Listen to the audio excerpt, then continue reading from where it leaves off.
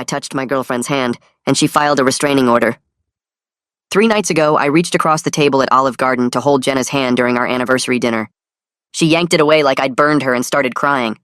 Everyone in the restaurant turned to stare as she ran to the bathroom. When she came back 10 minutes later, her eyes were puffy and she wouldn't look at me. She said we needed to leave immediately. In the car, she was silent the whole ride home, then went straight to her sister's place without explaining anything. The next morning, I woke up to 15 missed calls from her brother Tyler. He said Jenna told the whole family I'd been physically aggressive with her at dinner and she didn't feel safe anymore. I tried explaining I'd literally just touched her hand like I'd done 1,000 times before, but Tyler said I was minimizing what happened and hung up on me. By noon, Jenna had changed her relationship status to single and posted something vague about finally standing up for herself. Her friends were commenting hearts and saying how brave she was. I kept texting asking what was happening, but she never responded. 2 days later, a process server showed up at my apartment with restraining order paperwork. The document said I'd grabbed her aggressively in public, causing bruising and emotional distress. There was no bruising because I'd barely touched her wrist for maybe 2 seconds. But the papers also mentioned a pattern of controlling behavior, including monitoring her finances and limiting her access to money. That part confused me because Jenna had full access to her own accounts, plus I'd been paying most of our bills for 2 years since she quit her job to focus on her jewelry business. Yesterday, her friend Becca reached out asking if I was okay. She said Jenna had been acting weird lately and something didn't add up. Then Becca forwarded me a text conversation she'd had with Jenna from last week. In the messages, Jenna was asking Becca if she knew any lawyers who could help get a settlement from an ex. Jenna specifically mentioned needing at least $50,000 to cover some debts she hadn't told me about. Becca had replied saying that sounded sketchy, and Jenna should just talk to me about money if she needed help. Jenna's response was that I was too controlling about finances and would never agree to give her that much. Which was strange because I'd never once told her no when she needed money for anything. After seeing those texts, I started piecing things together. 6 months ago, Jenna's jewelry business started getting orders from some company in Nevada. She was excited about finally making real money, but never showed me the actual payments. She just said they were reinvesting everything back into materials and equipment. Around the same time, she started being protective of her phone and taking calls in her car. She said it was just business stuff that would bore me. Then 3 months ago, her cousin Keith moved back to town. Keith had always been trouble with gambling issues and constantly borrowing money from family. Jenna started hanging out with him a lot, saying he needed support getting back on his feet. She'd come home late from helping him with job applications or apartment hunting. I noticed our joint savings had some big withdrawals, but Jenna said it was for jewelry supplies bought in bulk to save money. Last month, things got weirder. Jenna started picking fights about tiny things like how I loaded the dishwasher or which way I faced my shoes by the door. She'd get dramatically upset, then document our arguments in a notebook. When I asked why she was writing everything down, she said her therapist recommended it for processing emotions. But she'd never mentioned seeing a therapist before. The week before our anniversary dinner, she kept trying to get me to admit I had anger issues. She'd say things like, "Remember that time you raised your voice when the internet went out, or how you slammed the car door that one time?" I thought she was just stressed about her business. Now I realized she was building a case.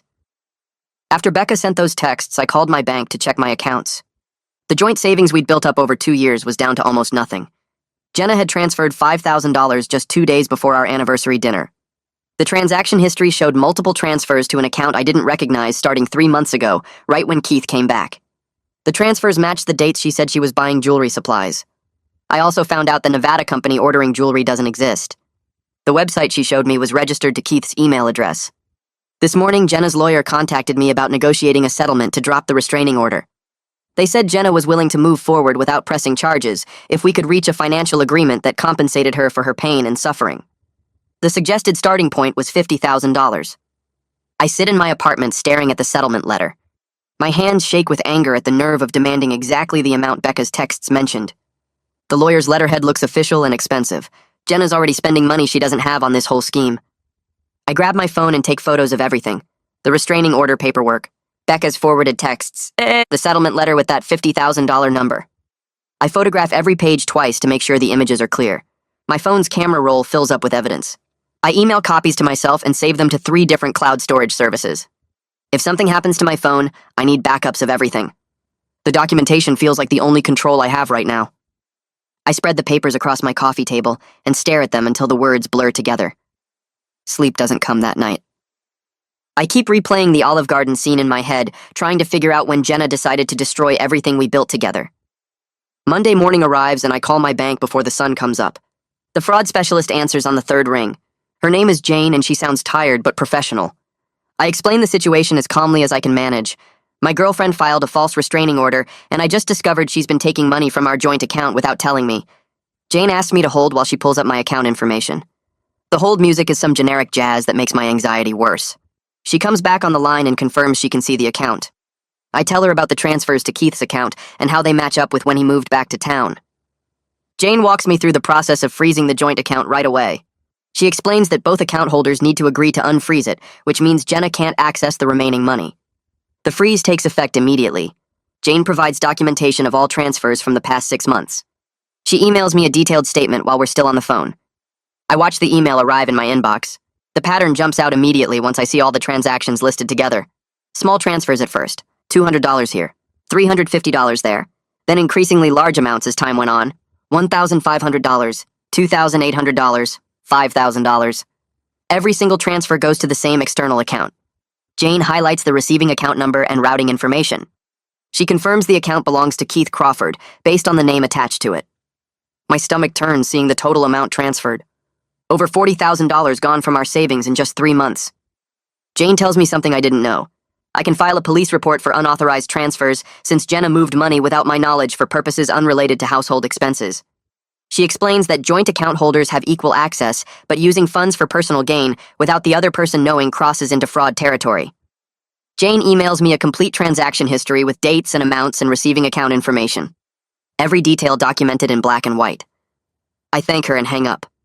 Then I spend 2 hours organizing everything into a timeline. I create a spreadsheet with columns for date and amount, and what Jenna claimed the money was for and what it actually funded. The correlation between Keith's return and the missing money becomes impossible to ignore. He moved back to town on March 15th. The first suspicious transfer happened on March 18th. Every transfer after that increases in size and frequency. The dates she said she was buying jewelry supplies in bulk match perfectly with when money moved to Keith's account. The fake Nevada business website was registered on March 20th. Everything connects once I lay it out visually. I print 3 copies of the timeline and highlight the key dates in yellow. I reach out to Alec from work through text message. He's been through a difficult divorce 2 years ago and mentioned having a good lawyer who helped him. My text explains the basics without going into too much detail. Alec calls me back within 5 minutes. He sounds concerned and asks if I'm okay. I tell him I'm hanging in there but I need legal help fast.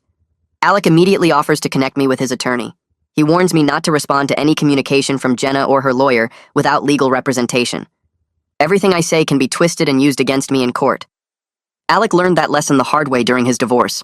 His ex-wife's lawyer took casual text messages and made them sound threatening in front of the judge. He tells me to document everything, but don't engage directly with Jenna or her legal team. Alec texts me his attorney's contact information while we're still talking. His support means more than he knows since I've been feeling completely isolated. Most of our mutual friends sided with Jenna immediately after her social media post. The comments calling me abusive and controlling still sting, even though I know they're based on lies. Alec is one of the few people who bothered to ask for my side of the story. He says he'll put in a good word with his attorney and tell him to expect my call. I call the attorney number Alec sent over. The receptionist answers and I explain that Alec Houston referred me. She transfers me to Jarrett Campbell's office. Jarrett picks up and his voice sounds confident and direct. I give him a brief overview of the situation. False restraining order, fabricated abuse claims, missing money from joint account, text messages showing premeditation. Jarrett asks me to come in for a consultation that afternoon. He specializes in defending against false restraining orders and handles fraud cases. His office is downtown in a building I've driven past 100 times. I arrive 30 minutes early because I can't sit still at home anymore. The waiting room has leather chairs and legal magazines I don't read. Jarrett calls me back at exactly our scheduled time. His office has floor-to-ceiling bookshelves filled with law books. He sits behind a large desk and gestures for me to sit across from him. I hand him the folder I prepared with all my documentation, bank statements, text messages from Becca, photos of the restraining order, my timeline spreadsheet. Jarrett reviews everything carefully without rushing. He takes notes on a yellow legal pad. After 20 minutes, he looks up and tells me this is one of the clearest cases of restraining order abuse for financial gain he's seen in his 15-year career. The documented planning through Becca's texts is damning evidence.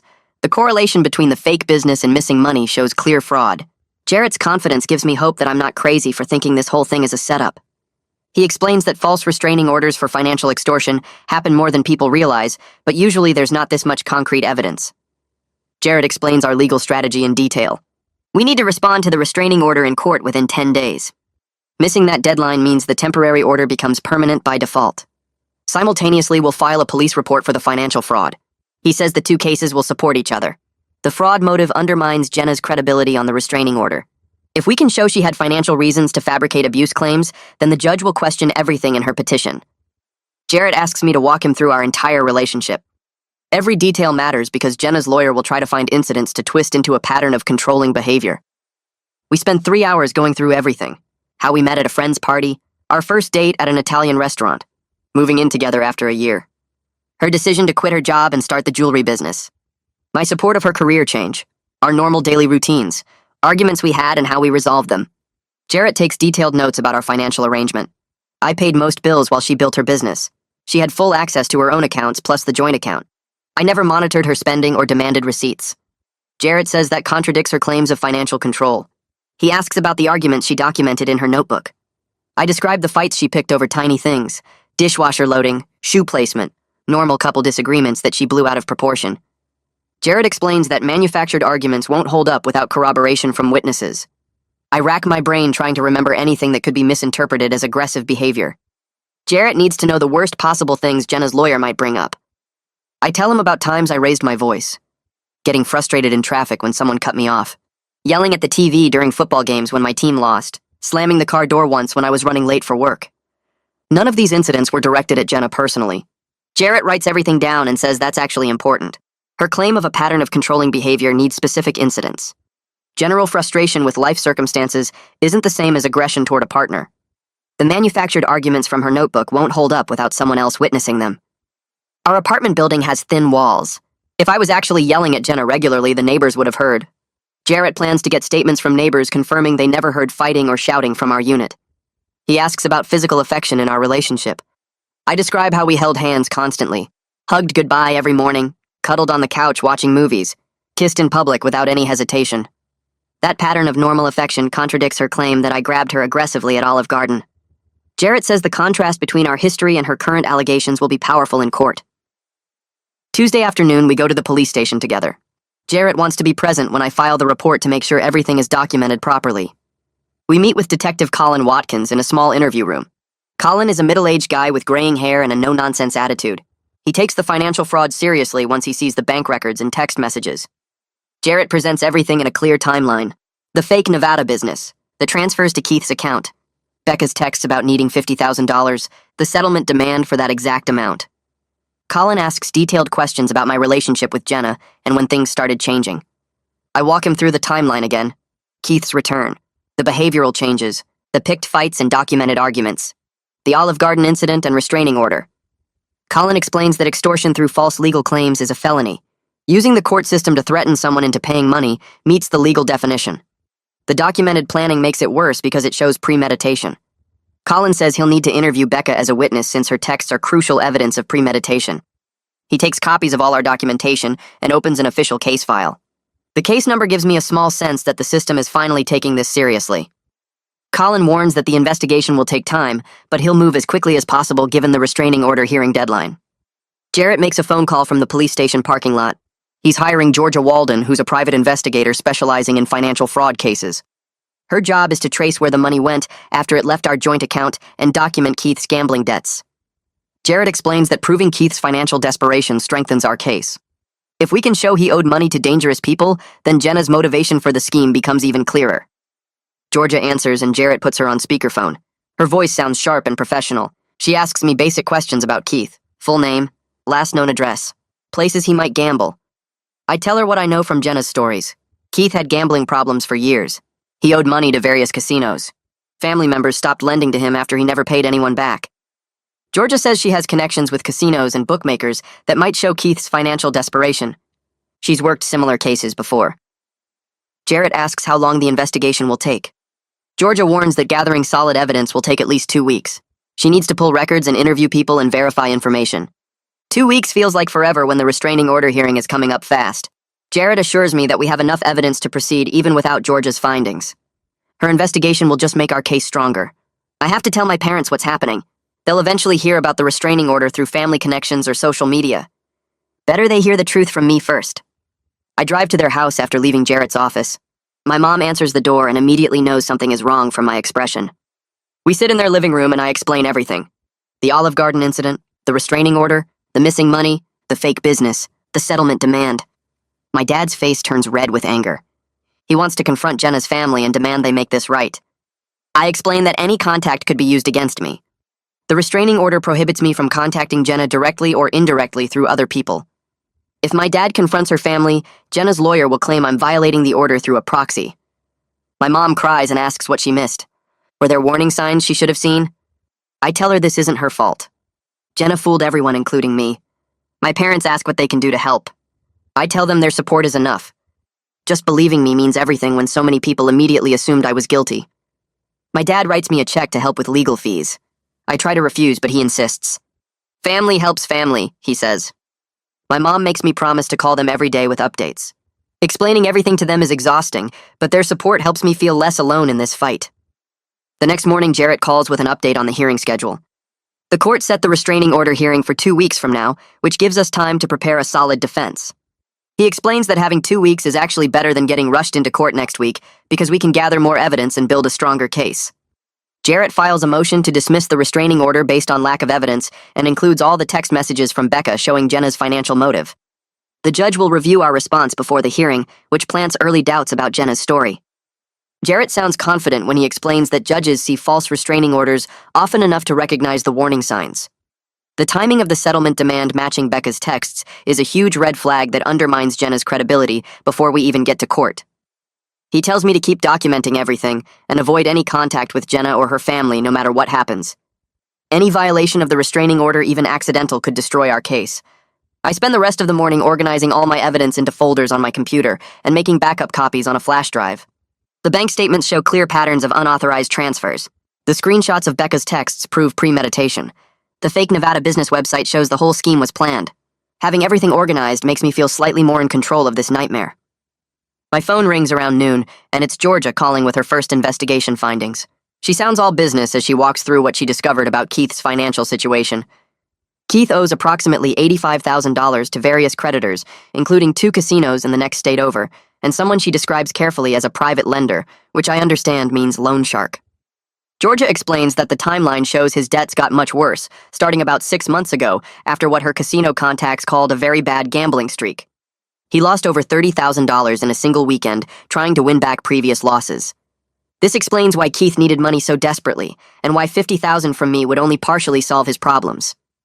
Georgia says the loan shark has been pressing Keith hard for payment, with threats that escalated from phone calls to in-person visits at his apartment. She has documentation of the threats, and the timeline matches exactly when Jenna started hanging out with Keith constantly. The desperation in Keith's situation made him dangerous and willing to manipulate his own cousin into committing fraud. Georgia promises to have a complete written report ready in 3 days with all the documentation and witness statements. Her findings give us concrete proof of motive, which strengthens our case significantly. I go to work that afternoon trying to maintain some kind of normal routine, even though my mind keeps racing through everything happening. My coworkers definitely notice something is wrong because I keep spacing out during conversations and forgetting what I was doing. Alec covers for me when I need to step outside to take calls from Jarrett or Georgia. He tells people I'm dealing with a family emergency, which is technically true in a horrible, twisted way. Around 3, my boss notices my distraction and pulls me aside into his office. He asks if everything is okay and whether I need some time off. I give him a brief explanation about the false restraining order and the legal situation without going into all the details. My boss surprises me by being really supportive instead of worried about how this affects my work. He says to take whatever time I need for legal appointments and court dates. He also mentions that he had a friend go through something similar years ago, so he understands how stressful false accusations can be. His support means more than he probably realizes, because I was worried about losing my job on top of everything else. Knowing my boss has my back lets me focus on fighting this without constantly worrying about my career falling apart too. That evening, Becca reaches out again through a careful text message, asking if she did the right thing by forwarding those texts from Jenna. I call her back immediately to thank her for coming forward with evidence that might save me from this whole scheme. Becca admits she's been feeling guilty about Jenna because they were friends for years, but she knows what Jenna planned was completely wrong. She says she almost didn't forward the texts because she worried about betraying a friend's confidence. But the more she thought about it, the more she realized that letting me get extorted for $50,000 would be worse than any friendship loyalty. I explain that her evidence might be the difference between proving the truth and having a false restraining order on my record forever. Becca agrees to give an official statement to Detective Watkins about the conversation and texts. She sounds nervous about getting more involved, but determined to do the right thing. We talk for almost an hour, and she shares more details about Jenna's behavior over the past few months that seemed off. Jenna had become secretive and defensive whenever friends asked about her relationship with me or her jewelry business. She stopped inviting people over to our apartment and always wanted to meet elsewhere. Becca thought maybe we were having relationship problems, but now realizes Jenna was hiding the planning stages of her scheme. The next afternoon, Detective Watkins interviews Becca at the police station, and she provides even more context than I knew about. Apparently, Jenna had asked several other friends about getting money from an ex-boyfriend before she settled on this specific approach. 2 other friends refused to help her find a lawyer because they recognized it as a shakedown attempt. One friend told Jenna directly that making false accusations was illegal and immoral, but Jenna kept shopping around for someone who would help until she found a lawyer willing to take her case. Becca's statement establishes that multiple people knew about Jenna's financial scheme before she filed the restraining order. This proves the whole thing was planned and premeditated rather than a genuine fear response. Detective Watkins says having multiple witnesses who can testify about Jenna's planning makes the criminal case much stronger. He's building a case for conspiracy to commit extortion, which carries serious penalties. The detective also mentions that Jenna's lawyer might not have known about the fraud aspect when he took her case. If the lawyer believed her story about abuse, he was just doing his job. But now that evidence of fraud is coming out, the lawyer might distance himself from Jenna quickly to protect his own reputation. Georgia calls me 2 days later with another major discovery about the fake Nevada jewelry business. She traced the website creation date back to just 4 months ago and found 0 legitimate sales or customer reviews anywhere online. The domain registration and hosting are both paid for with Keith's credit card, which proves he was directly involved in creating the fake business. Georgia dug deeper and found all the product photos on the website are stock images downloaded from free photo websites. She can trace each image back to its original source, proving nothing on that site is real. The business address listed on the website is actually a UPS store mailbox that Keith rented 3 months ago. There are no business licenses filed in Nevada for Jenna's jewelry company, no tax records, no vendor accounts, nothing that would indicate an actual functioning business. Georgia's investigation proves the whole jewelry business was a front designed to justify transferring money from our joint account to Keith. She has documentation for everything, including screenshots of the original stock photos and records from the mailbox rental. This evidence completely destroys any claim that the transfers were for legitimate business purposes. That same afternoon, Jarrett receives a call from Jenna's lawyer trying to negotiate the settlement amount down to $35,000 as what he calls a good faith compromise. Jarrett puts him on speakerphone so I can hear the conversation. The lawyer sounds less confident than in his first contact and starts with a lot of careful language about finding a reasonable solution. Jarrett cuts him off and states clearly that we're not negotiating any settlement amount. We're seeking full dismissal of the restraining order, plus filing criminal charges for fraud and extortion. The lawyer sounds genuinely surprised that we have solid evidence supporting our position. He tries to backtrack, saying his client may have been mistaken about some details of what happened. Jarrett responds that being mistaken about bruising and controlling behavior while simultaneously demanding exactly $50,000 shows clear intent to defraud. The lawyer gets quiet and says he needs to consult with his client before any further discussion. Jarrett tells him we'll see him in court and ends the call. After hanging up, Jarrett explains that the lawyer's attempt to negotiate down the amount proves they're getting worried about their case falling apart. A confident plaintiff doesn't immediately offer a 30% reduction in settlement demands. I spend the weekend going through old photos and messages from my relationship with Jenna, looking for evidence of our normal happy times together. My phone and computer have hundreds of pictures of us smiling and holding hands and being affectionate at restaurants and concerts and trips we took. Every photo contradicts her claims of living in fear and being controlled. There are texts from her saying she loves me and thanking me for supporting her jewelry business dreams. Messages about planning our future together and looking at engagement rings. Screenshots of her posting happy couple photos on social media with captions about how lucky she is. I organize everything chronologically to show the progression of our relationship right up until a few weeks before the Olive Garden incident. Jarrett reviews all the photos and messages and says there'll be powerful evidence in court. The documentation shows a completely different relationship than what Jenna is claiming. No woman who genuinely fears her partner posts loving messages and happy photos consistently for 2 years. The contrast between her social media presence and her legal claims makes her story look manufactured and false. Georgia tracks down Haley Browning, who was Jenna's roommate 3 years ago before I even met her. Haley agrees to meet with Georgia and share information about Jenna's past behavior. What Haley reveals makes my stomach turn. Jenna tried something similar with a previous boyfriend named Dustin, threatening to claim harassment unless he paid her $10,000.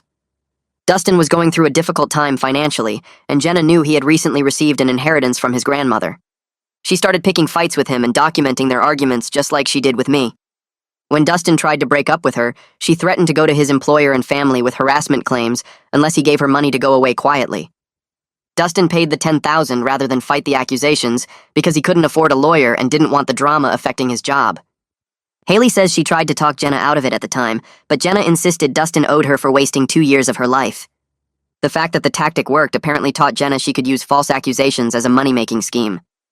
Haley is willing to testify in court about the previous incident and provide text messages from that time showing Jenna's planning. This revelation that Jenna has done this before completely changes how I see our entire relationship. Sitting in my apartment that night processing Haley's information makes me feel sick about how badly I missed the signs. I keep wondering what I overlooked or ignored that should have warned me Jenna was capable of this kind of manipulation. Jarrett calls to check on me and reminds me that con artists are skilled at appearing trustworthy and genuine. They study people and learn exactly what to say and how to act to gain trust. I shouldn't blame myself for believing someone I loved and built a life with. But I still feel foolish for not seeing through her act, especially knowing she practiced this scheme on someone else. Jarrett says that's exactly what Jenna counted on. She knew I trusted her completely and would never suspect her of planning something this calculated and cruel. The people closest to us have the most power to hurt us because we give them access to our lives and hearts.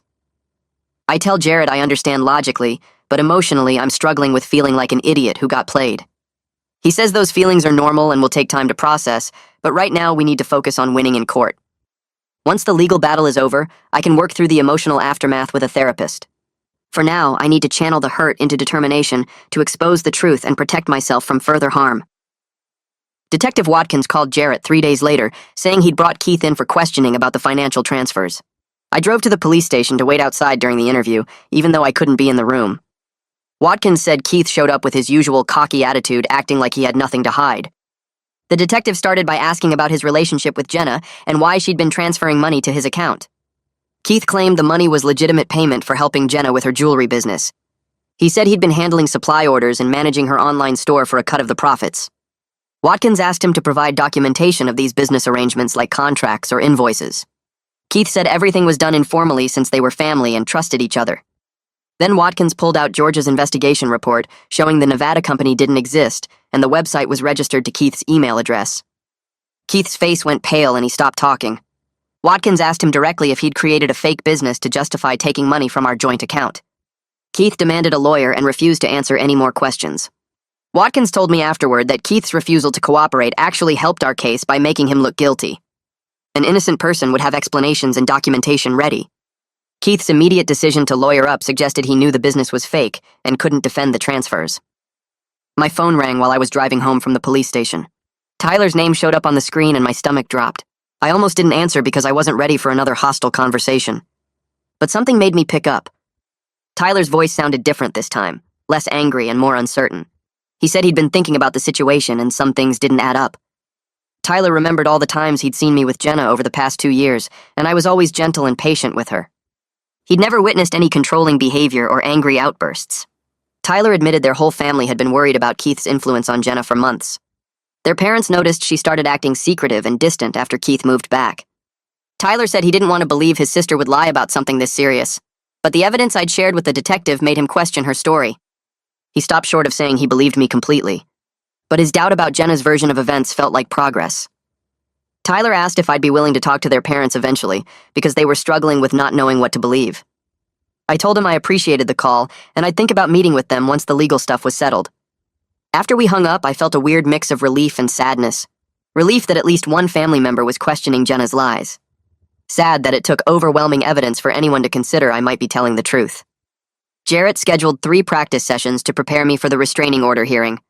We met at his office after work, and he grilled me with hostile questions for 2 hours each time. He warned me that Jenna's lawyer would try to make me seem aggressive or controlling. They'd twist innocent moments into evidence of abuse. Jarrett played the role of her lawyer and asked things like why I monitored the joint account so closely if I trusted Jenna, why I paid most of the bills if I wasn't trying to control her financially, why I got upset about small things like internet outages if I didn't have anger issues. The first practice session was rough because I got defensive and tried to over-explain everything. Jarrett stopped me and said I needed to stay calm and factual, answer the question directly without getting emotional or providing unnecessary details. We practiced again and again until I could respond without my voice shaking or my face getting red. By the third session, I felt more in control. Jarrett taught me to pause before answering hostile questions and to redirect when they tried to twist my words. He reminded me that the judge would see through obvious manipulation tactics if I stayed composed. The preparation helped me feel less terrified about testifying. I still worried about screwing up, but at least I had strategies for handling aggressive questioning. Georgia finished her investigation report and delivered it to Jarrett's office. The document was 40 pages of detailed evidence showing a clear pattern of financial fraud. She'd documented Keith's gambling debts totaling $85,000, including specific amounts owed to 2 casinos and a loan shark. The report included copies of threatening letters Keith received from creditors demanding payment. Georgia traced every transfer from our joint account to Keith's personal account with dates and amounts. She'd found text messages between Keith and Jenna discussing how much money they needed and when to make the transfers. The report included screenshots of the fake Nevada business website with proof that Keith registered and paid for the domain. Georgia interviewed 3 of Keith's former roommates who confirmed his gambling problems and desperate financial situation. She'd even tracked down a casino employee who remembered Keith getting banned for trying to use counterfeit chips. Haley's testimony about Jenna's previous extortion attempt was documented with supporting text messages from 3 years ago. Jarrett read through the entire report and said it was some of the most thorough documentation he'd seen in a case like this. Every claim was backed up with multiple sources of evidence. The report made it impossible to believe Jenna's story about legitimate business expenses. Georgia had connected every dot showing this was a planned scheme to steal money and then extort more through false accusations. 3 days before the hearing, Jarrett called saying Jenna's lawyer filed an emergency motion. They claimed I'd been harassing his client by investigating her background and hiring a private investigator.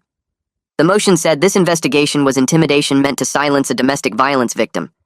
They wanted the judge to order me to stop all investigation activities immediately. Jarrett said this was a desperate move because they knew our evidence was strong.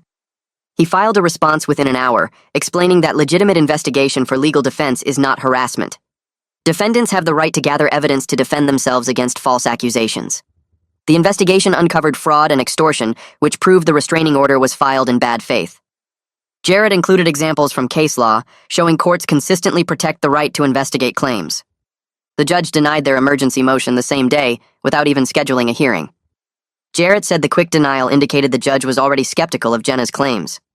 Judges take emergency motions seriously and only deny them immediately when they're obviously without merit. The denial was a good sign heading into the restraining order hearing. It showed the judge wasn't automatically believing everything Jenna's lawyer filed. I felt a small surge of hope that maybe the truth would actually matter in court. I couldn't sleep as the hearing got closer. I'd lie in bed running through worst-case scenarios in my head. What if the judge believed Jenna anyway despite all our evidence? What if I lost my temper on the stand and proved her point about anger issues? What if they granted the restraining order and I had a permanent record of being an abuser? My mind spiraled through every possible disaster until I was staring at the ceiling at 3 a.m. Alec called one night after I texted him that I was freaking out. He talked me through my anxiety for over an hour. Alec reminded me that the evidence was overwhelmingly on my side. We had bank records, text messages, witness testimony, and a detailed investigation report.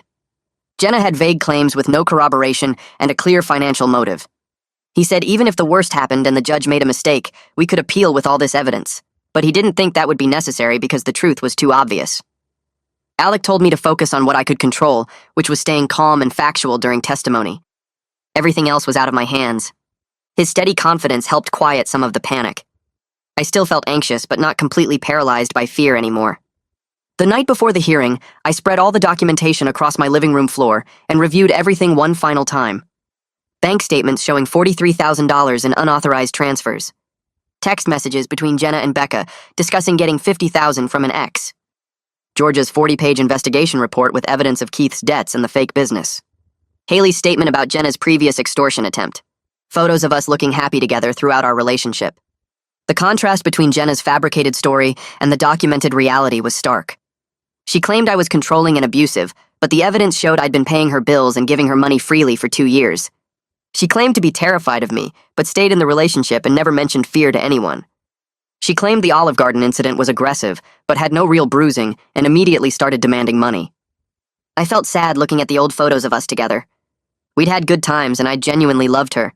But I also felt angry that she chose this destructive path instead of just asking for help with whatever financial trouble she was in. If she'd come to me honestly about Keith's debts or her own money problems, we could have worked something out. Instead, she decided to steal from me and then try to extort even more by destroying my reputation. The anger helped push away the sadness as I packed everything into folders for court.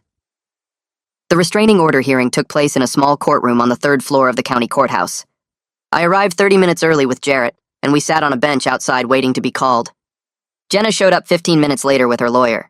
She wouldn't make eye contact with me when they walked past. She looked nervous and kept whispering to her lawyer while clutching a folder against her chest. We were called into the courtroom and took seats at separate tables. The judge was a middle-aged woman with gray hair pulled back in a tight bun.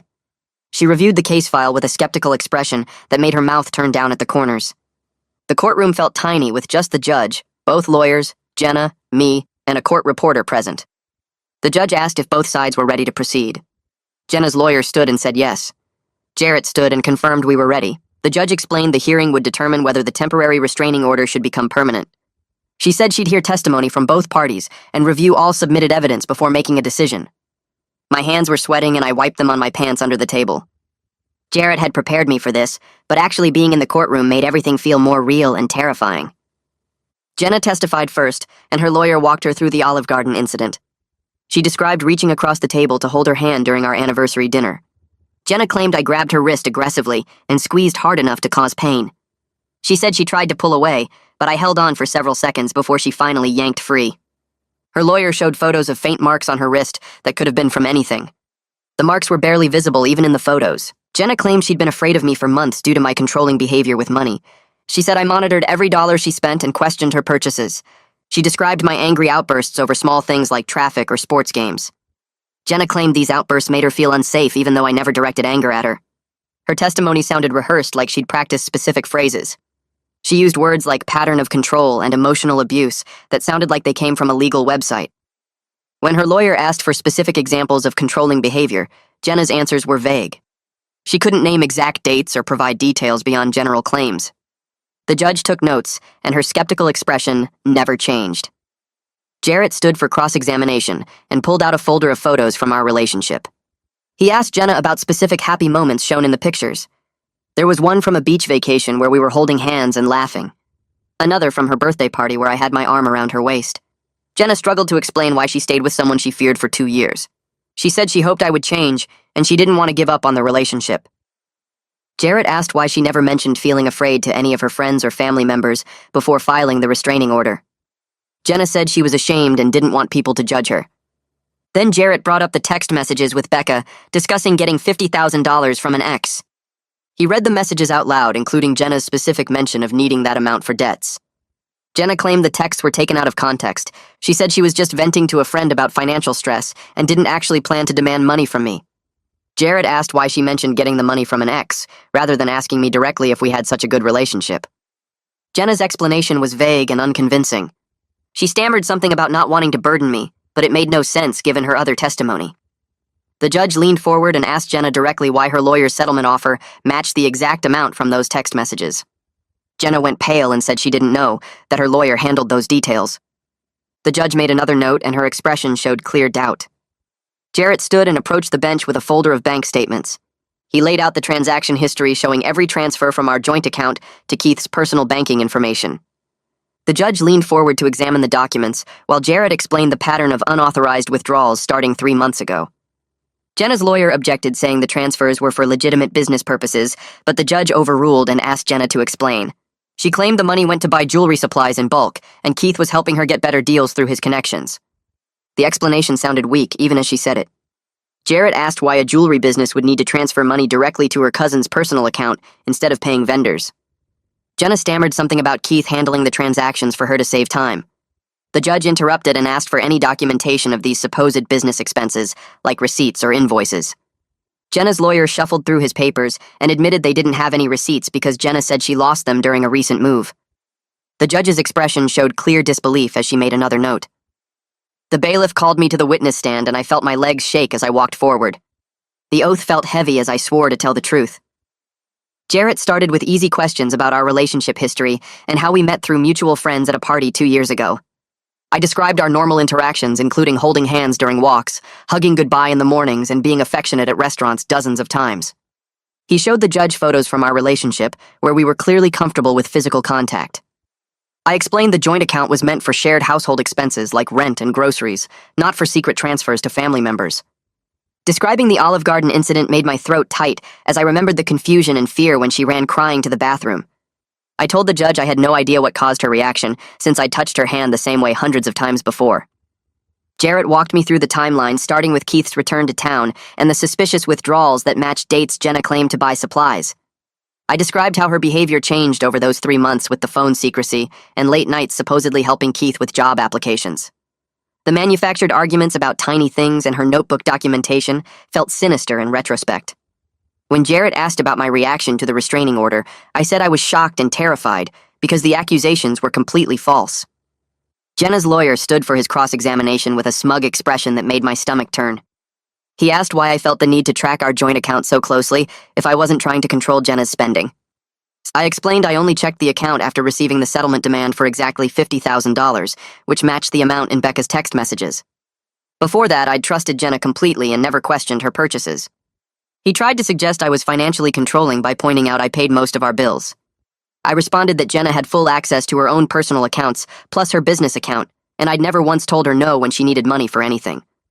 The lawyer asked if I ever got angry about money, and I said the only time I was upset was discovering $40,000 missing from our joint savings. He tried to twist that into proof of my anger issues, but it fell flat. When he asked why I hired a private investigator to look into Jenna's background, I said it was normal legal defense after being falsely accused and threatened with extortion. The lawyer had no good response to that, and sat down looking frustrated. Jarrett called Becca to the stand and she looked nervous but determined. He asked her to describe the text conversation where Jenna asked about getting money from an ex.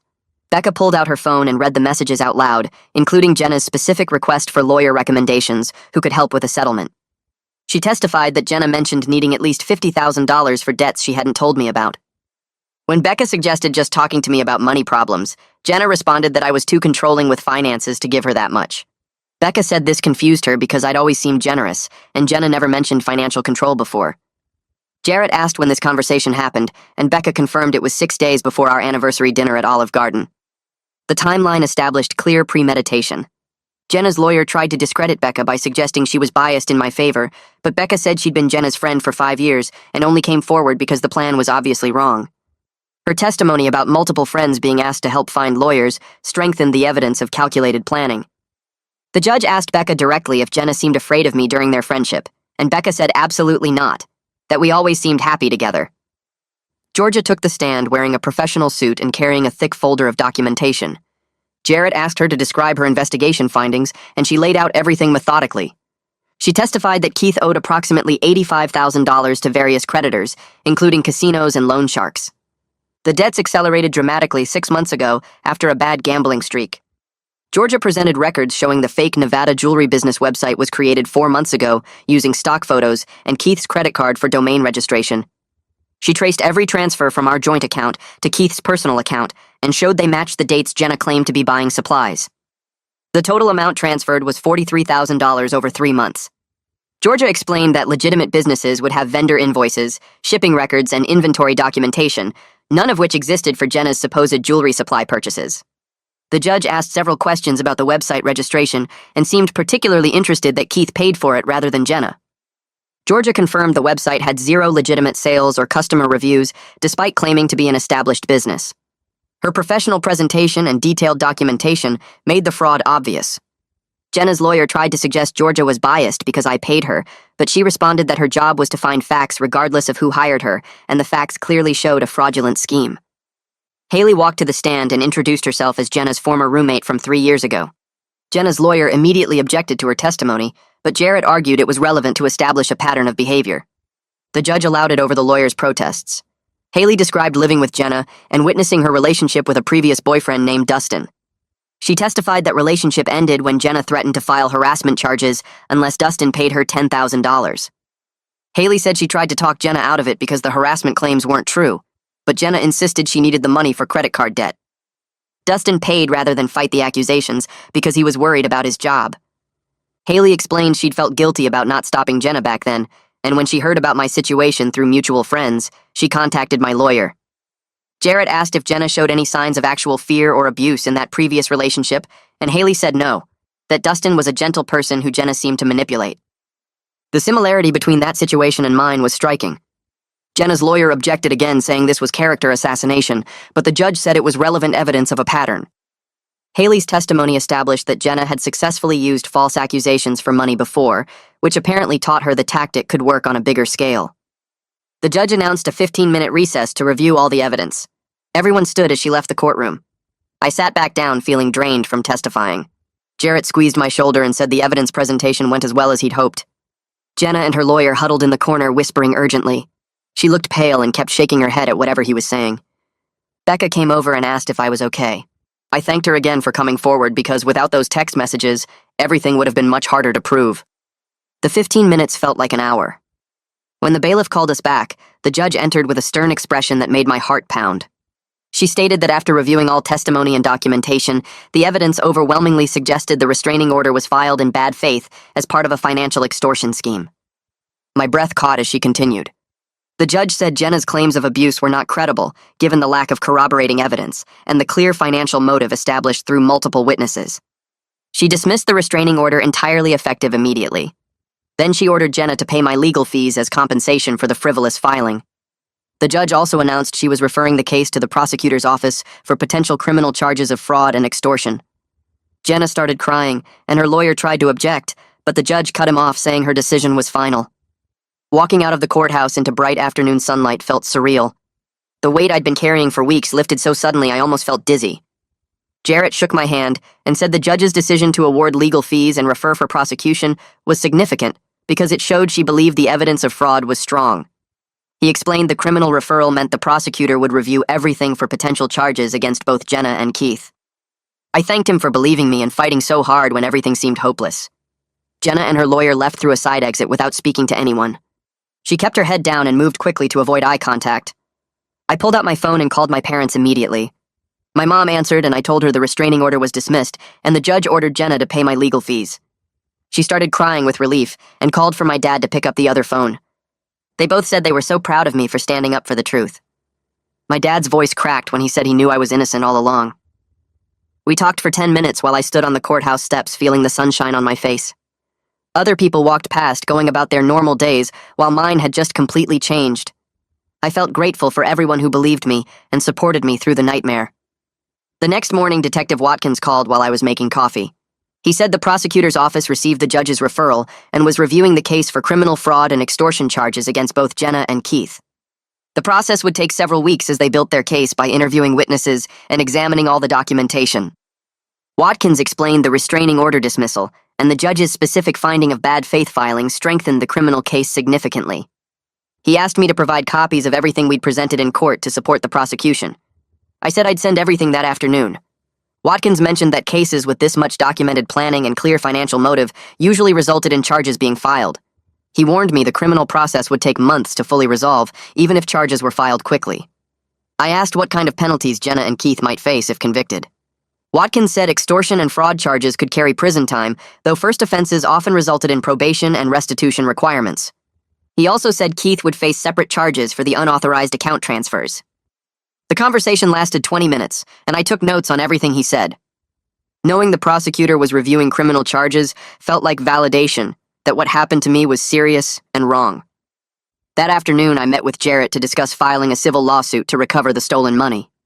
He explained this would be separate from any criminal case and could take months to resolve through the court system. We were suing both Jenna and Keith since they both benefited from the fraudulent transfers totaling $43,000. The lawsuit would also seek damages for emotional distress and harm to my reputation from the false accusations. Jarrett said we could ask for compensation beyond what the judge ordered for legal fees. He walked me through the process of filing the complaint and serving both defendants. I asked how long it might take, and he said civil cases typically take 6 months to a year, depending on whether they tried to fight it or agreed to settle. Given that the restraining order was already dismissed with findings of fraud, he thought they might settle relatively quickly to avoid a trial. We spent 2 hours drafting the complaint with specific details about each fraudulent transfer and the manufactured abuse allegations. The document requested full restitution of the $43,000 plus $25,000 in damages for the emotional harm caused by their scheme. Jarrett said he'd file it with the court tomorrow, and we'd have the defendants served within a few days.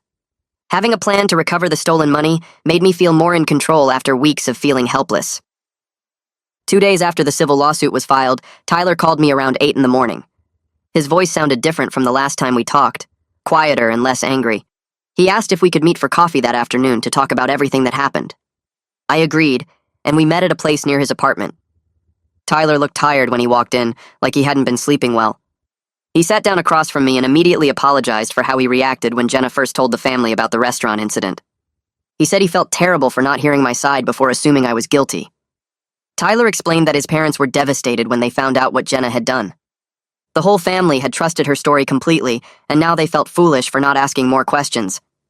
He told me their parents cut off all financial support to Jenna until she takes full responsibility for what she did.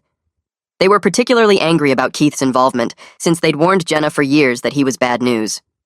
Tyler said Keith was now banned from all family events and gatherings. His apology helped more than I expected, because being immediately labeled as guilty by her whole family had hurt almost as much as Jenna's betrayal itself. Tyler stayed for an hour, and we talked about how the whole situation unfolded. He admitted there were signs something was off with Jenna, but nobody wanted to believe she was capable of something this calculated. Before he left, Tyler said he hoped we could stay in touch because he respected how I handled everything legally instead of trying to get revenge. Over the next few days, word spread through our mutual friend group about what really happened. My phone kept buzzing with messages from people I hadn't heard from in weeks. Sarah texted to apologize for the harsh comments she left on Jenna's social media posts supporting her. Mark called to say he always thought the story seemed weird, but didn't want to be the guy who doubted a woman reporting abuse. 3 other friends sent similar messages, admitting they felt uncomfortable with how quickly everyone believed Jenna without any evidence, but they stayed quiet because they didn't want to seem insensitive. I understood their initial reactions, even though it stung that nobody reached out to hear my perspective before choosing sides. What mattered now was that they were willing to acknowledge the truth and apologize.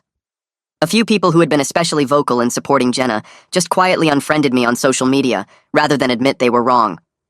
I noticed their profiles disappearing from my feed and realized some people would rather avoid accountability than have an awkward conversation. The apologies from friends who did reach out felt genuine, though, and several said they learned an important lesson about waiting for evidence before jumping to conclusions. 3 weeks after the restraining order was dismissed, Watkins called to give me an update on the criminal case.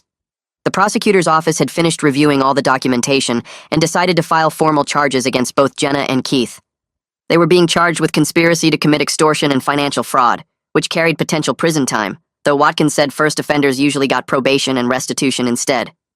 He explained that the documented planning through text messages and the fake Nevada business made the case particularly strong.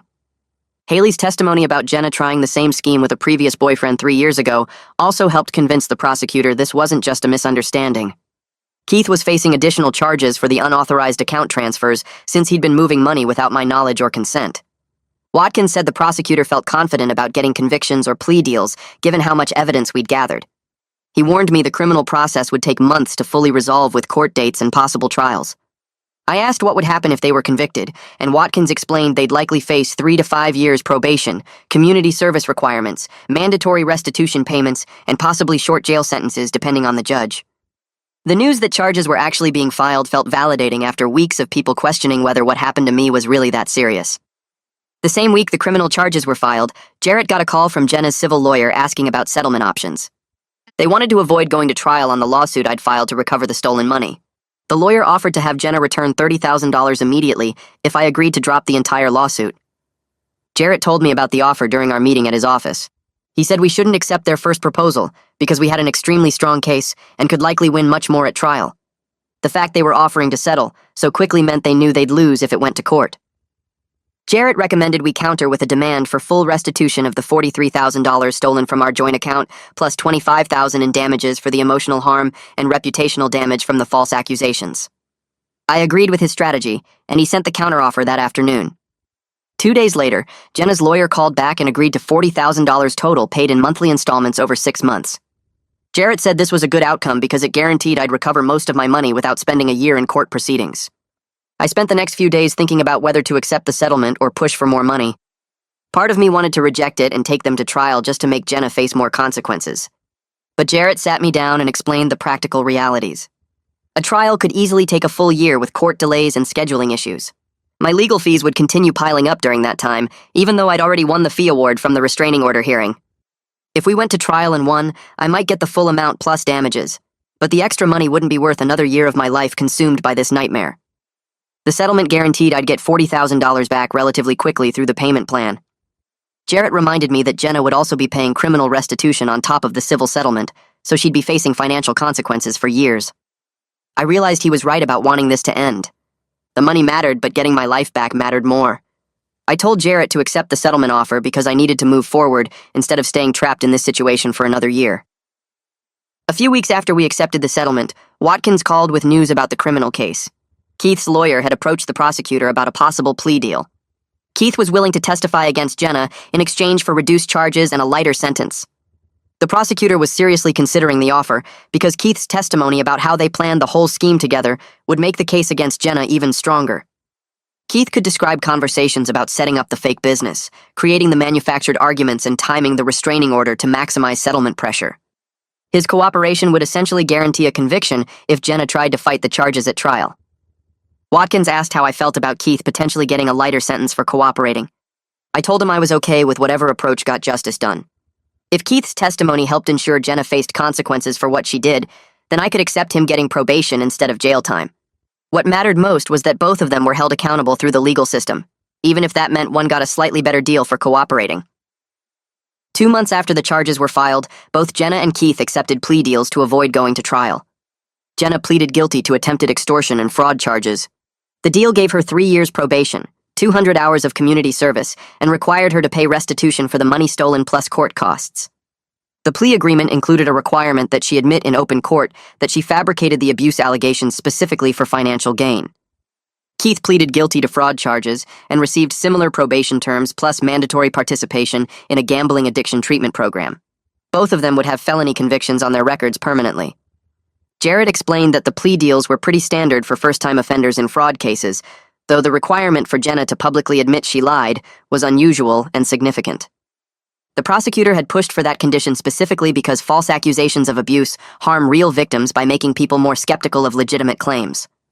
I felt satisfied with the outcome, even though part of me wished they'd faced harsher penalties. At least they were being held accountable and would carry these convictions for the rest of their lives. The sentencing hearing was scheduled for a Thursday morning 6 weeks after they entered their guilty pleas. I wasn't required to attend, but Jarrett suggested I go for closure. Walking into the courtroom felt strange after everything that had happened. Jenna sat at the defense table with her lawyer looking smaller and more defeated than I'd ever seen her. Keith sat separately with his own lawyer. The judge called Jenna's case first and asked if she understood the terms of her plea agreement. Jenna's voice shook when she confirmed she understood. Then the judge asked her to state for the record what she had done. Jenna admitted she filed a false restraining order claiming abuse that never happened because she needed money to cover debts. She said she fabricated incidents and manipulated the legal system for financial gain. Hearing her say those words out loud in court validated everything I'd been through. The judge spent several minutes lecturing Jenna about how serious false accusations are and how they make it harder for real abuse victims to be believed. She talked about the damage done not just to me, but to the entire system designed to protect people from actual harm. Jenna cried through the whole lecture, but I couldn't tell if she was genuinely sorry or just sorry she got caught. The judge formally imposed the sentence terms and warned Jenna that any violation of probation would result in jail time. Keith's sentencing was shorter, with similar warnings about completing his treatment program. The week after the sentencing hearing, I scheduled my first appointment with a therapist who specialized in trauma from betrayal and false accusations. Sitting in her office felt awkward at first because I'd never been to therapy before. She asked me to describe what happened, and I walked through the whole timeline from the Olive Garden incident to the sentencing. The therapist helped me understand that what Jenna did reflected her own character flaws and desperation, not any failure in my judgment or worth as a person. We talked about how betrayal by someone you trusted deeply creates a specific kind of trauma that affects your ability to trust others going forward. She said my response to the situation, gathering evidence and working through legal channels instead of seeking revenge, showed emotional maturity and integrity. Over the next several sessions, we worked on rebuilding my capacity to trust people without becoming paranoid or suspicious of everyone's motives.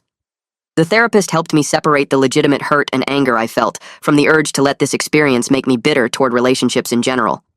She explained that healing meant acknowledging the pain while not letting it define how I approached future connections with people. My parents invited me over for dinner on a Sunday evening about a month after the sentencing. We sat around their kitchen table and talked for hours about everything that had happened over the past several months. My dad admitted he'd wanted to handle things by confronting Jenna and her family directly when it first happened. He said watching me take the legal route instead taught him that sometimes the system works when you trust it and follow proper procedures.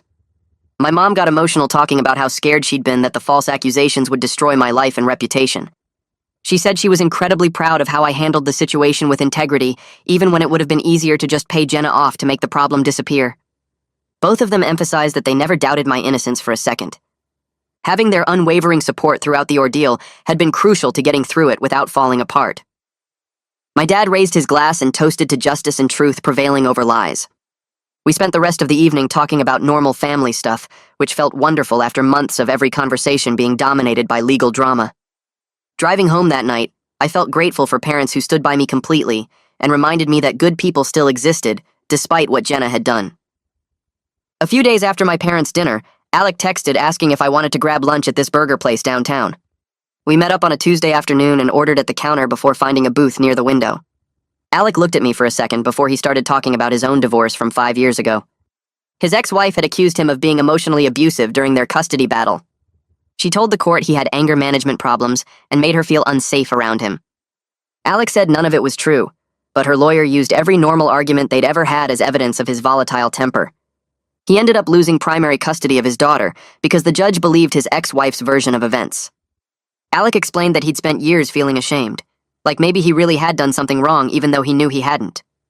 He said watching me fight back against Jenna's false accusations reminded him that he wasn't crazy for knowing the truth about his own situation.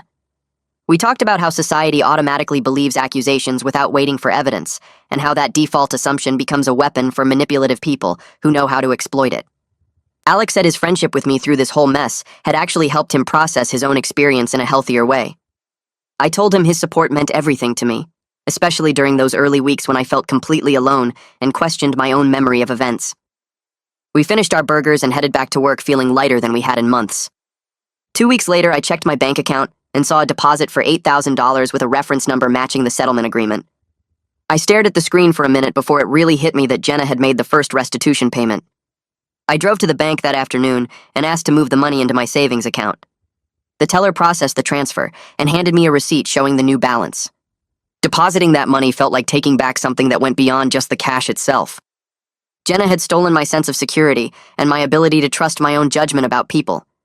Getting the money back was a tangible step toward rebuilding what she'd destroyed. I sat in my car in the bank parking lot looking at the receipt and feeling a weird mix of relief and sadness. Relief because the financial damage was starting to reverse. Sadness because this money represented 2 years of my life with someone who turned out to be planning to betray me the whole time. I put the receipt in my wallet and drove home. The settlement required monthly payments for the next 6 months until the full $40,000 was repaid. I made a note on my calendar to check for each payment and started thinking about what I'd do once my savings was back to where it should be. Becca called me on a Saturday morning about a month after the sentencing. She asked if we could talk, and I said sure. She apologized for not seeing through Jenna's manipulation sooner. Becca explained that Jenna had been pulling away from friends who questioned her behavior over the past year. Anyone who asked too many questions about the jewelry business or Keith's involvement got slowly frozen out of Jenna's life. That's why Becca didn't know the full extent of what was happening until she saw those texts about getting money from an ex. She said she felt guilty for not pushing harder when things seemed off. I told Becca she had nothing to feel guilty about. I thanked her again for coming forward with the text messages because without that evidence, everything would have been much harder to prove. Those texts were the first concrete proof that Jenna was planning something before the Olive Garden incident even happened. Becca said she was glad she could help and asked how I was doing. We talked for another 20 minutes about normal life stuff, work and hobbies and mutual friends. Before we hung up, we agreed to stay in touch and maybe grab coffee sometime. It felt good to maintain a connection with someone from that part of my life who had actually done the right thing when it mattered. I was at the grocery store picking up stuff for dinner when I ran into Sarah, one of Jenna's close friends from college. She was in the produce section, and our eyes met across the lettuce display. Sarah walked over looking uncomfortable and immediately started apologizing for the harsh things she'd posted on social media supporting Jenna. She said the whole friend group felt foolish now for not questioning the story more critically. Sarah admitted they'd all just assumed Jenna was telling the truth because she was their friend, and women don't lie about abuse. She'd learned a hard lesson about the difference between supporting a friend and participating in destroying someone's reputation without evidence. I told Sarah I understood the instinct to support a friend in crisis. I'd probably have done the same thing if someone I cared about came to me with abuse allegations. But I said I hoped she'd be more careful in the future about joining public accusations without waiting to see proof. Sarah nodded and said she definitely would be. We made awkward small talk for another minute about the weather, and then went our separate ways. Walking to the checkout line, I felt oddly okay about the interaction. Sarah had owned her mistake and apologized sincerely. That was more than a lot of people do when they realize they were wrong. Tyler sent me a text 2 days later, asking if I wanted to meet for coffee. We met at a Starbucks near his office on a Wednesday afternoon. Tyler looked tired when he sat down across from me. He said his whole family had been going to therapy trying to deal with the aftermath of what Jenna did. Their parents were struggling with guilt about not recognizing Keith's bad influence on Jenna sooner. Tyler's mom kept saying she should have seen the warning signs and intervened before things got this far. Tyler explained that his parents wanted to understand what happened from my perspective. He asked if I'd be willing to meet with them to help everyone get some closure. I thought about it for a minute. Part of me wanted nothing to do with Jenna's family ever again, but another part recognized that they were victims of her lies too. I told Tyler I'd be willing to meet with his parents if it would help them process everything. We set up a time for the following week at a coffee shop halfway between our places. Tyler thanked me and said he appreciated me being willing to do this even after everything that happened. I told him I didn't blame his parents for their daughter's choices, and maybe talking would help everyone move forward. The meeting with Jenna's parents happened on a Sunday afternoon at a quiet coffee shop, with big windows and comfortable chairs. Her mom and dad were already sitting at a corner table when I arrived. They both stood up when they saw me, and her mom immediately started crying. They apologized over and over for Tyler's hostile reaction when this all started, and for not questioning Jenna's story more carefully. Her dad said they'd raised Jenna to be honest, and they couldn't understand how she'd turned into someone capable of this kind of manipulation. Her mom kept saying she was sorry through tears. I sat down and told them I didn't blame them for what their daughter chose to do. Parents can't control their adult children's decisions no matter how well they raised them. I explained what had happened from my perspective, walking through the timeline of events and the evidence we'd gathered. They listened quietly and asked a few questions about specific details. Her dad wanted to know if I thought Keith had corrupted Jenna or if she'd always been capable of this. I said honestly I didn't know. Maybe Jenna had always had this side to her and I just never saw it. Or maybe desperation and Keith's influence pushed her into something she wouldn't have done otherwise. We talked for over an hour, and by the end everyone seemed calmer. Her mom hugged me before they left and said she was sorry again. I told her I appreciated the apology, and I hoped they could all find peace with what happened. We parted on good terms with mutual understanding that sometimes bad things happen even in good families. 6 months passed after the restraining order got dismissed. I was doing much better emotionally than I'd been at any point during the whole ordeal. The therapy sessions had helped me process the betrayal without letting it poison my ability to trust people going forward. My therapist and I worked through understanding that Jenna's actions reflected her own character flaws, not some failure in my judgment. I'd started dating casually again, meeting people through apps and friends. I was more cautious now about financial boundaries and watching for red flags in behavior patterns, but I wasn't letting fear stop me from connecting with people. My friends commented that I seemed lighter, like a weight had been lifted off my shoulders. Alex said I smiled more at work and seemed less tense during meetings. My parents noticed the change too when I visited them for dinner. My mom said I looked happier and more relaxed than I had in over a year. I felt like myself again for the first time since the Olive Garden incident. The experience had changed me but not broken me. I'd learned hard lessons about trust and evidence and standing up for the truth. Those lessons made me stronger even though learning them had been painful. The final restitution payment from Jenna hit my bank account on a Thursday morning 6 months after the first one. I logged into my banking app and saw the deposit bringing my savings back to almost exactly where it had been before Jenna started stealing from the joint account. I sat at my kitchen table staring at the balance and feeling something shift inside me. Having all my money back felt like the final chapter closing on this nightmare. The financial damage was repaired. The legal situation was resolved. Jenna was serving her probation and paying her debt to society. I'd done everything I could to fight back and seek justice. Now it was time to actually move forward instead of just recovering. I decided to treat myself to dinner at this Italian restaurant I'd been wanting to try for months. I made a reservation for Friday night and invited Alec to join me. We sat at a table near the window eating excellent pasta and talking about normal life things like sports and weekend plans. Over dessert, Alec raised his glass and toasted to my resilience and to the good people who'd supported me through everything. I clinked my glass against his and felt genuinely grateful for friends like him who'd stood by me when things were hardest. Detective Watkins called me on a Monday afternoon about 8 months after the sentencing. He said he wanted to update me on Jenna and Keith's compliance with their probation terms. Jenna had completed all her required community service hours and was attending her mandated therapy sessions. She hadn't violated any conditions of her probation. Keith was going to gambling addiction treatment twice a week and had stayed away from casinos completely.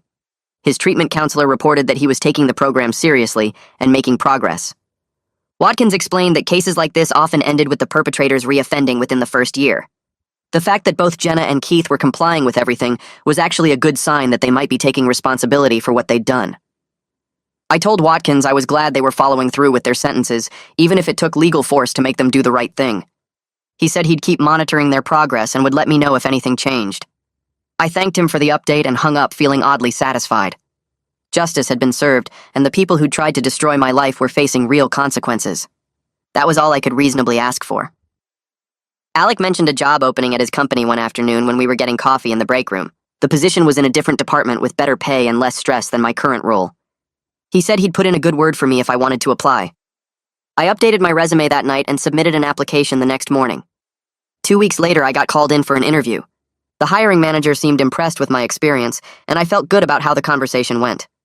They offered me the position 3 days later with a salary increase and better benefits.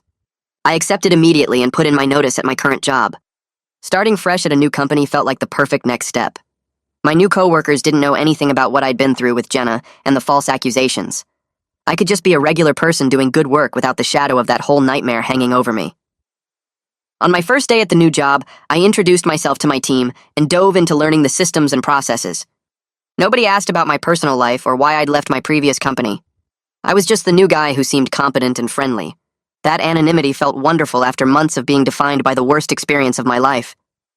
A few weeks after starting my new job, I saw a flyer at the coffee shop near my apartment, advertising volunteer opportunities with a legal aid organization that helped people facing false accusations. I wrote down the phone number and called that evening to ask about getting involved.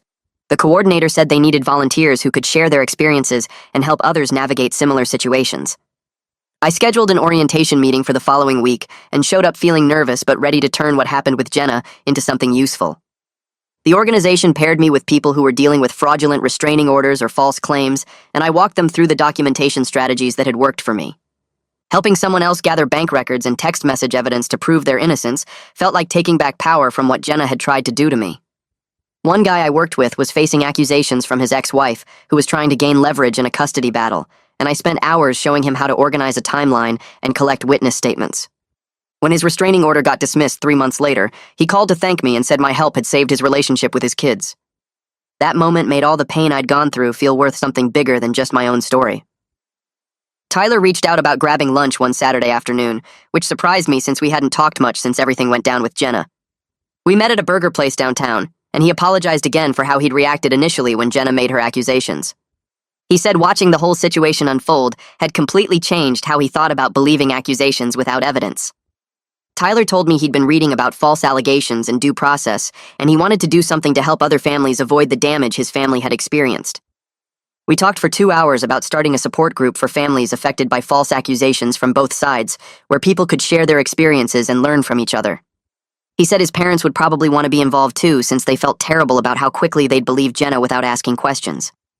We exchanged numbers and agreed to meet monthly for lunch or to catch a game, which felt weird but also good. Tyler had become an unlikely friend through the worst experience of my life, and our friendship reminded me that good things could come from terrible situations if you stayed open to them. I called up some friends I'd drifted away from during my relationship with Jenna and suggested we get together for drinks. Mark and Chris showed up at the bar, and we spent the first hour catching up on their lives before they asked how I was doing after everything. Mark admitted they'd both thought Jenna was isolating me from friends, but didn't know how to bring it up without causing problems. Chris said he'd noticed I stopped showing up to game nights and always had excuses about being busy with Jenna's jewelry business stuff. They both felt guilty for not saying something sooner, but I told them I probably wouldn't have listened anyway since I was convinced everything was fine. We made plans to start a weekly game night again and to stay in better touch going forward. Having that friend group back reminded me how important it was to maintain relationships outside of romantic ones. Mark joked that they'd be doing background checks on anyone I dated in the future, and we all laughed, but there was some truth to it. These were people who genuinely cared about my well-being and would speak up if they saw red flags, which felt valuable after missing so many warning signs with Jenna. On what would have been our 3-year anniversary, I woke up expecting to feel sad or angry, but instead felt grateful. I made coffee and sat on my balcony thinking about how different my life would be if I'd married Jenna like I'd been planning to do. We talked about getting engaged that year, and I'd been saving up for a ring before everything exploded. If the truth hadn't come out when it did, I might have married someone who was actively stealing from me and planning to extort me for money. I felt grateful the whole scheme fell apart before we had kids or bought a house together. I was grateful for people like Becca who came forward with evidence even though it was uncomfortable.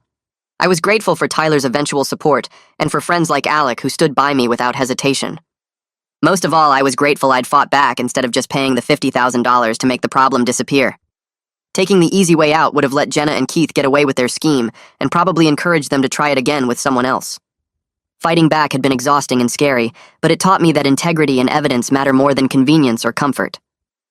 I got a message through the legal aid organization from someone named Dustin who said he'd heard about my case and needed advice. He was facing false accusations from his girlfriend who claimed he'd been abusive, and he had evidence suggesting she was lying to get money from him. I called Dustin that evening, and we talked for over an hour about the steps I'd taken to prove the truth.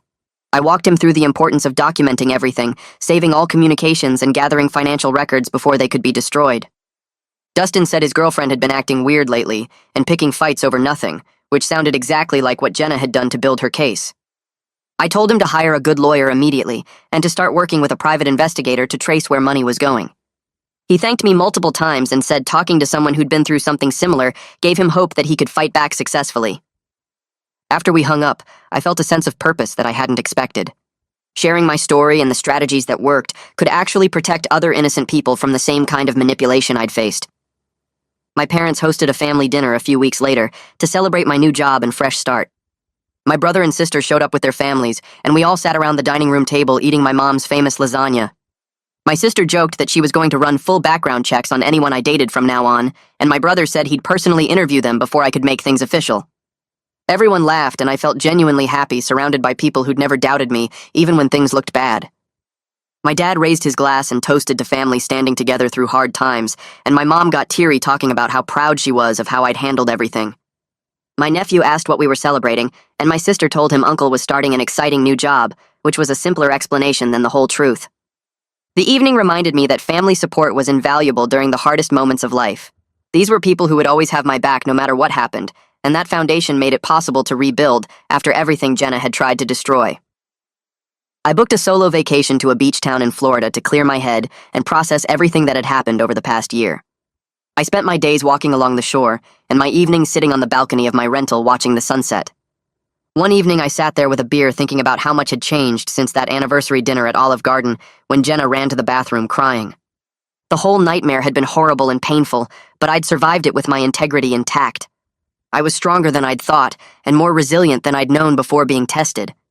The experience had taught me to trust evidence over emotions and to stand up for myself even when it was scary and expensive. I thought about where I'd be if I'd just paid the $50,000 like Jenna wanted, and I realized I'd probably still be looking over my shoulder wondering if she'd come back for more. Fighting back had been the right choice even though it was hard. I finished my beer and watched the sun disappear below the horizon, feeling ready to move forward without anger or bitterness weighing me down.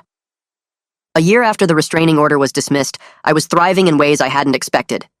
My new job was going great, and my boss had already mentioned potential for advancement. I'd started dating someone I met through friends, and the relationship felt healthy and honest in ways my time with Jenna never had. Sarah respected boundaries and communicated directly instead of playing games or manufacturing drama. We were taking things slowly since I was still working through trust issues with my therapist, but I felt optimistic about where things might go. My therapist said I'd done remarkable work processing the trauma and rebuilding my ability to trust people. She pointed out that I'd maintained my core values throughout the ordeal instead of becoming bitter or cynical. I was still volunteering with the legal aid organization and had helped 3 more people successfully fight false accusations. Life felt genuinely good for the first time in over a year, and I was excited about the future instead of dreading what might happen next. I received a letter from Jenna's probation officer confirming she'd completed all requirements of her sentence successfully. There was a brief handwritten note from Jenna tucked inside, apologizing again for what she'd put me through and saying she was in therapy working on her issues. She wrote that she understood if I never wanted to hear from her again, but wanted me to know she took full responsibility for her actions. I read the note twice, then put it in a drawer without responding. I appreciated the apology, but had no desire to reconnect or maintain any kind of relationship with her. Some chapters needed to stay closed for both people to move forward in healthy ways. Jenna was dealing with her consequences and hopefully becoming a better person, but that journey didn't need to include me. I hoped she actually learned from what happened and never tried to hurt someone else the way she'd hurt me. But her future wasn't my responsibility anymore. The legal aid organization asked me to speak at a conference about false accusations and the importance of evidence-based justice. I spent a week preparing a presentation that walked through my experience and the strategies that helped me prove the truth. Standing in front of 200 lawyers, advocates, and people who'd faced similar situations felt surreal. I told them about the Olive Garden incident and the restraining order, about finding Becca's texts and hiring Jarrett and Georgia to build my case. I explained how documentation and evidence had saved me from a scheme that could have destroyed my life financially and reputationally. Several attendees thanked me afterward, including a family law attorney who said she'd use my case as an example when teaching clients about protecting themselves. A woman approached me crying and said her son was facing false accusations, and my story gave her hope they could fight back successfully. Turning my painful experience into education and advocacy felt like the best possible outcome from everything I'd been through. My phone buzzed one afternoon with a text from Tyler that I hadn't expected. Keith had been sober from gambling for over a year now and was rebuilding his life slowly. He was working a regular job at a warehouse and paying back money to other people he'd hurt along the way. Tyler said Keith asked about me sometimes and wondered if I'd ever want to talk. I read the message twice before responding that I was glad Keith was getting help, but I had no interest in reconnecting. Some relationships needed to stay in the past for everyone's sake. Tyler understood and said he respected my boundaries. I appreciated him reaching out but felt no pull to revisit that chapter of my life. Keith's recovery was his own journey and didn't need to include me. 2 years after everything began, I barely recognized my life compared to where I'd been. My job was challenging and rewarding in ways my old position never was. I had friends who actually knew me, and relationships built on honesty instead of hidden agendas. The apartment I'd moved into after leaving the place Jenna and I shared felt like home in a way that old space never had. Sarah and I had been together for 8 months, and she knew the whole story without judgment. We talked openly about money and boundaries and never played games with each other. My therapist said I'd done remarkable work processing everything and rebuilding my ability to trust people. The experience taught me that truth and evidence win out over manipulation when you're willing to fight for what's right. I was grateful for everyone who believed in me when it would have been easier to assume the worst. I was proud of myself for not rolling over and becoming another victim of a scheme designed to destroy me.